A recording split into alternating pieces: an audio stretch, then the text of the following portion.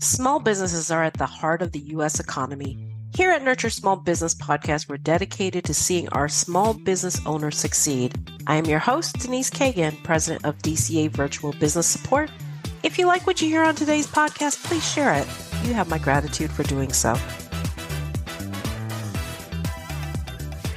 Adversity is all of the junk that gets in your way of becoming great.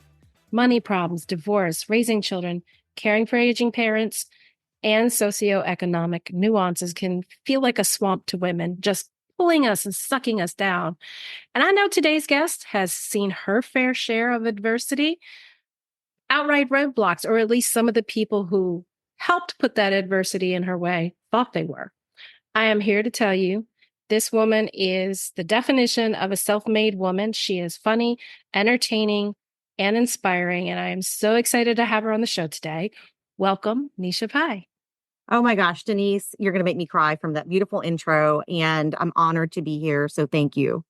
You are welcome. I haven't, like, as we were saying just before the show, it's like, oh my gosh, we probably haven't spoken like 5 years.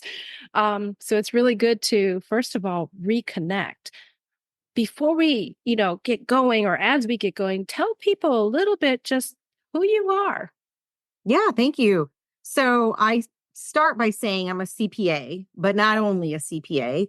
I started the first virtual remote bookkeeping firm here in Charlotte 13 years ago, employing stay-at-home moms, similar to your model. Mm-hmm. And, I branched out from that after I started my firm from an adversity, and then branched out from that after hitting another big roadblock around 5 years ago when you and I had met, and published a book, became a speaker, learned the skills of that, and decided that I wanted to be more than just an accountant. So I'm an author and a speaker, and I want to impact the world. And I feel like you are, because you share your story fairly frequently, do you not? I do. I think it's important because I think we tend to see, as you know, an entrepreneur, we see the tip of the iceberg, and we don't see what's happening below the surface, or how the successful people originated. And a lot of times I think it's out of adversity, out of something painful. And that needs to be shared. I think to show people that there's hope, there's possibility, that they too can overcome. I agree. I think business owners, particularly women business owners, and generally women are open to sharing. But when it comes to business, I think we're a little bit more closed-mouthed. It's like we feel a lot like we're an island versus creating our tribe there with business also, where we can share the junk that gets in our way. So tell us your story. So my story, I was a single mom, and I went back into the workforce when my son was 6 and I was getting a divorce. And I had stayed, I had worked part-time for an accounting firm, a public accounting firm in Charlotte, North Carolina, and was there for 5 years. So I had built relationships with clients. I had, accomplished 5 tax seasons. I had done all these things. And in my 5th year, I decided to go to my boss to ask for a raise. I had not asked for a raise previous to that point. So I thought 5 years is, that's long enough to ask for an actual raise. And my son was 11. Hang on, you got no raises in your 5 years? No, I don't. No, that's a whole nother issue, right? Oh, goodness. Yeah, that's a whole nother issue. So I went in year 5. My son was 11. I said, you know what? He's getting to the age where now I can actually put in more hours. I can put in more hours, and I'm going to ask for a raise. Like, that's normal. And I walked into my boss's office, and I shared this in my keynote speech. This is my opening story. And I go in the middle of tax season. I ask him for this raise. It wasn't even a big amount. It was like $10,000, okay, over the course of a year. So let's just do the math on that. My take home would have been pennies, literally, right? With it, with taxes and such. So I asked him for this raise, $10,000. So it wouldn't have even gotten me to market, just to give you a reference. And he looked at me and he said, no, right? And I mean, there was more dialogue, but the end result is he said no. And he followed that with, you have a mom gap in your resume. And if you don't know what a mom gap is, your listeners, a mom gap, which I even had to look that up, is the time that you take off to raise your child, the time that you take off from your career to raise your child. So he was referring, it's absurd, right? So just for reference, this mom gap that he was talking about was for years before I even joined the firm. And has nothing to do with your 5 years of performance there. Had nothing to do with it. And he was using it to say to me, you're nowhere near where your peers are because of that. And so therefore you don't deserve this raise, which, by the way, wasn't even market value to those peers. And I remember just vaguely just like standing up and yelling, I quit. With, and it was like, whoa, what the hell did I just do? Right. Like it was this auto response. And the auto response came from something deep down where I was like, oh, hell no, like you're not going to do this to me. Right. Like I've had enough in my life, in my career, where people have tried to hold me down. So I get up and I say, I quit. And I run down the hall and I'm calling my one big client. I call it the Jerry Maguire moment. And, I call my one big client. It's a restaurant group here in Charlotte. And I said, oh my God, I can't believe this happened. I literally just quit. I don't even know what I'm doing. And they're like, Nesha, we'll go with you. And I was like, okay. I had no idea where I was going. And, I get outside, I have my little pity party. I pull myself back up and I'm like, wait a minute. Why do you need to answer to anyone ever again? You can do this. You can do this on your own. You can do this better than that misogynistic man thought you could. And you're going to do it. So here I am 13 years later with a client base of almost 80 people and 2 women who have been with me for years, 2 wonderful moms. And when I walked out the door, I said, there are 2 things you're going to do. You're going to help the small business because they had been neglected in that firm. They didn't bring in the dollar amounts. And you're going to help the stay-at-home mom because you'll never want another mom to make you feel the way that he did. Oh my gosh, that just gives me shivers. I can't even imagine. I just can't imagine. That's, yeah. I'm at a loss for words and I normally am not. I am. And I don't know. I didn't really, I tried to share that story over the years, but now it's even more significant to me because I'm passionate about, women coming back into the workforce and wanting to be more than just a mom, right? We saw a lot of women struggle with this during 2020 and trying to juggle between being a mom and a career person. And so, it's important for me to share this message to say you can be both and that the mom gap should never, ever, ever come into play. Ever. Not at all. It should be your qualifications and your, what are you doing with that count? What have you been doing since you have been there? So it's interesting. I didn't recall actually that you employed, the moms that very similar to what my structure is. And yeah. We do actually have some dads on occasion. We'll take the dads. Yeah. It's, but it does tend to be women who's, they're educated and then they decide they want to be at home with the family, but they want to still have some type of income to come in. So I love that you're doing that. I really do. So you've also made a name for yourself speaking. I see you everywhere. Even before I left the Charlotte area, I was seeing you everywhere. So tell me about some of your speaking that you've done. Yeah. Great question, Denise. So, that was born out of the book that I wrote, which came out in January 2020. Ironically, I was planning on this whole book tour, right, in 2020, which never happened. And I thought, what can I do with it? What do I want with that, right? Unless you're Oprah, you're not making money off of book sales. So I said, I really want to speak. Like I had been just dabbling in it and some of it was more like accounting speaking, but I was like, I really want to speak about my story and inspire women. So I enrolled in 2021 is when I started sort of getting into the training of it, the learning of it, the skills. I mean, it's a whole new world and industry. So I immersed myself in different speaking schools and just researched every speaker that I loved and, read the books and wrote a keynote speech and started performing it last year. Actually, I did a speech back in 2021 is when I got my taste of it with the National Association of Women in Construction.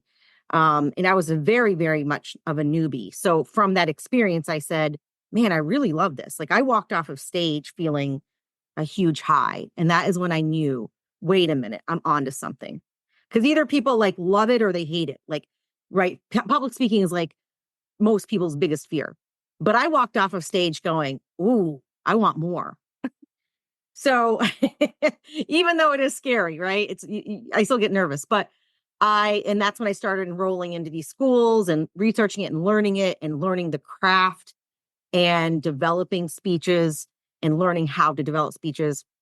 And it led me to just putting myself out there. And I landed my first international gig before even making a name for myself in London at the Karen Brady Women in Business and Tech Expo. And I was like, oh my gosh, if I can do this, what else is in store? Right. And so I'm on this mission to continue and just reach bigger stages, more people. My audience is mainly women. Mm-hmm. And I find that every time I speak and I walk off the stage, I'm exhausted because I've left it all on the stage. So it's a good exhaustion. But two is I'm on this high for days. And I'm like, okay, you have found your purpose. You have found your purpose. And so, yeah, so now it's like, I'm thinking about my accounting business and I'm like, okay, I really want to be over here in my speaking business. So I'm kind of running them both together right now and trying to grow my speaking business while still running my firm. So it's been an interesting journey. Do you have any words of wisdom to other women business owners who have two businesses? Because I hear it more often than you would think. Yes, that is a great question. It can burn you out if you are moving too fast and you think you have to do all the things for both of them at the same time.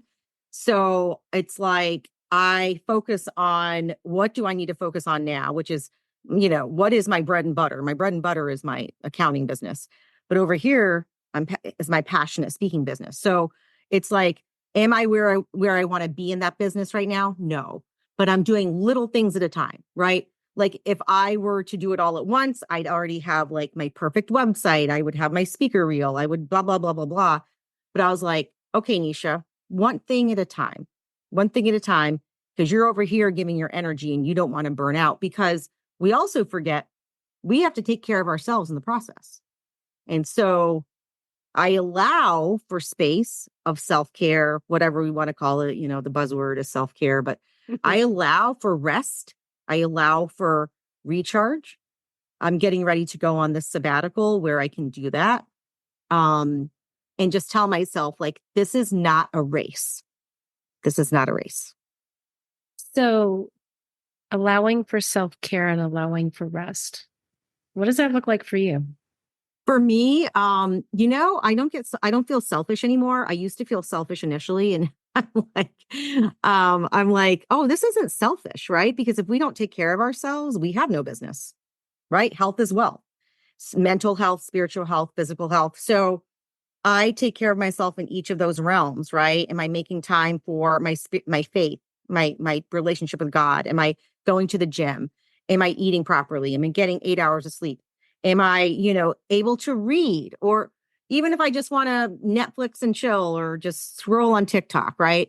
Like, what are the things that I enjoy doing to rest my brain from actual work or being in the business? And I make time for that. I calendar block those times even. Build it in. you Build know? it in. Yeah. Mhm. Yeah. That's what we coach our Right. clients on, and even our team members. It's like if you need to spend 2 hours with your kids for homeschool, put that on your calendar so you are not scheduling meetings during that time. 100%. It's a Mhm. great practice. Absolutely. Yeah. Absolutely. So tell me a little bit about the book. You said you wrote a book. Yes. When it first came out, people were like, assumed it was about accounting. And I said, no, I said, actually, I worked with Fabi Presler here at Spark Publications. Yep. And when I first approached her about it, I thought, am I crazy? But she's like, no, we're going to get this out of you. And it is about my journey because I literally walked in with gibberish. Like I can hear her saying that actually. Yeah, like it was gibberish on a piece of paper, like brain dump. I was like, do you understand what I'm trying to get out? And she's like, yeah, I do. She's brilliant. She's a genius. And anyway, so it's about my journey as a first gen Indian woman born and raised in the South and what that was like. So I go through, some instances of racism, sexism, motherhood, postpartum, walking out on my boss, divorce, finding God. I left Hinduism and went to follow Jesus. So that's a big thing. And so it was a healing journey initially of why I wanted to write the book. And then I decided, this is a way for me to connect to other people. And I was going through at the time some pretty big, monumental things, I that were bad, right? So previous to 2020, and it was a way for me to heal. What I didn't know when I got the book out is that my number one, even to this day, I call him my biggest fan, not even in my intended audience, was a 29-year-old white male who was a CPA working for his dad in his dad's tax firm. And he inboxed me and said, I've been following you. I got your book. And he said, it changed my life. He goes, I quit my job. I don't know if his dad's too happy. And I was like, oh God, I have to work with your dad. And he's like, I quit my job and I went into real estate. That's what I wanted to do. And I was like, okay, whoa, I'm onto something here with my book, right? Like it's touching people that aren't even my intended audience. And it won that year the Multicultural Nonfiction Award at the American Book Fest. So Awesome. I was like, oh my God, I'm so proud of this little book because, it's never going to make, New York Times bestseller or sell as many books as Oprah, but it is out here touching people's lives. And I was like, that is what I wanted because I felt alone on an island as this brown girl growing up in the South. And I'm like, how many people out here, whether they're white, black, male, female, bi, cis, like how many people, human beings are out here that can relate to one or many parts of my story? There are a lot because you know what? Ordinary obstacles are things that we all go through. Mm-hmm. And hence the title of the book, Overcoming Ordinary Obstacles. So I found it very healing. I still find it healing when someone comes up to me and says, man, I read your book and I really related to you in this chapter, or, hey, these words resonated with me. And for me, that was what it was about. Give me one of the maybe funny anecdotes from the book.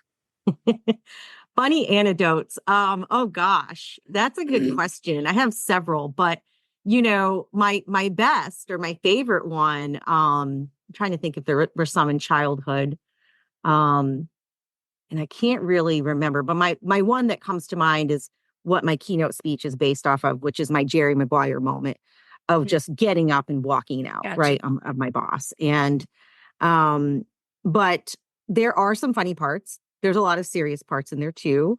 I do address some really heavy things and how I overcame them. And divorce, which is also a taboo thing in the Indian culture, and just what that was like, right? So there are a lot of heavy things. And I take readers through the end of each chapter to relate my journey to theirs. So I ask them questions like, oh, how did you feel about your parents at this time? Or, did you have a spiritual awakening? So I try to get people to feel something of themselves after each chapter.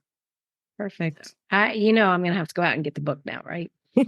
I will send one to you. Yeah. Oh, sweet. I would love for you to read it. I'd be honored for you to read it. And I'd love to hear your thoughts, but it's just funny because I feel like whoever you are, you're going to say to me that in that one part, I found myself relating to you. Like I went through XYZ and I felt the same things you did, So how long did it take you to write the book? It took me a year. And I did it while I was going through all those little things, or they were big things, but some of them I address actually in the book because as I was going through them, I wrote about them. But it took me a year. And it's funny, like literally this piece of paper that I had gibberish on came out into this like beautiful book. And that's really a product of Fabi and her team of editors who helped me get out the stories and the words. Interestingly enough, I'm getting ready on my sabbatical. I'll be writing an epilogue, and the epilogue is going to be 5 years later, because it's the 5th anniversary. And it came out actually in the end of 2019, so 5 years at the end of the year. And I want to talk about what has happened to me in the 5 years. So with a new cover and everything. So I'll have to make sure. In fact, if I were you, I'd wait until that point because then you could read the epilogue. Okay. So what are your big goals for the next year, 3 years, 5 years? Great question. My goals would be I'm having an angst within my firm, my accounting firm. So something where I'm merging, doing something with that to get me to the next level. But I also, in my speaking career, I want to get to big stages. I mean, big stages is my goal, is my dream. How many more women can I impact or even people? And so I'll be continuing to be on my speaking journey. I love that. Absolutely love that. Thank you. Yeah. So how can our listeners find you after our podcast? I would love people to follow me. I'm very, very big on LinkedIn at Nesha Pai. And not LinkedIn. Did I say Instagram? Sorry, not LinkedIn. You are. I was like, on Instagram's LinkedIn. more fun. Yeah. I am on LinkedIn and I'd love to connect with you there too, but I'm really big on Instagram. So I'd love for you to follow me there. You could find a link to my book and different things that I'm doing, my website and all that. So. Okay. We will make sure that your Instagram is in the show notes as well as a link to your book. So people can still connect with you, but it'll be super easy for them to get the link to your book. Thank you. Thank you so much. No problems. What should I have asked you that I didn't ask you? Final question. Oh, wow. You're a great interviewer. I'm like, actually, you did a great job asking me everything. I can't think of anything. I think that Job well done. I can't think of anything. No, you did a great job. I think the key message for me here was that women in particular, I know you have men in your audience too, but I want the women to really hear and understand that we can be both. We can be a mom and have a career, and we can reach our dreams, right? I think a lot of people stop short of dreaming big. And they can have multiple businesses and a breadwinning and a passion business. Yes. And we need to dream big. What's your big dream? People stop short of their dream because they think they can't do it. And, I'm doing it. I'm living my dream. And so, we can do it. Absolutely. We can do it. Yeah. Absolutely. You have been a fantastic guest. Thank you, Nesha. Thank you for having me. Thank you. Problem. Thank you for joining me for today's Nurture Small Business podcast, where the focus is on business growth through technology, leadership, and people strategies. Do you have an idea for a podcast or feedback you'd like to share with me? Send me a note through my website at dcavirtual.com/contact.